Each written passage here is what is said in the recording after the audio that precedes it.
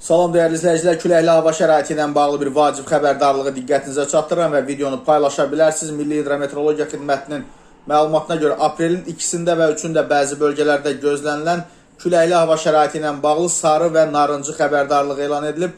Naxçıvanda, Laçın, Füzuli, Cəbrayıl, Şuşa, Zəngilan, Qubadlı, Gəncə, Samux, Şəmkir, Ağdaş, Tovuz, Ağstafa, Qazax, Neftçala, Salyan, Sabirabad, İmişli, Hacıqabul, Zərdab, Şirvan, Şabran, Siyəzən, Tərtər, Yevlax, Bərdə, Ağdam, Göygöl, Ucar, Kürdəmir, Gədəbəy, Beyləqan, Ağcabədi, Lerik, Yardımlı, Lənkəran, Masallı, Cəllabad, Biləsuvar, Saatlı, Astara və Qubada qərb küləyi əsəcək. Küləyin sürəti saniyədə 20 metrədək təşkil edəcək.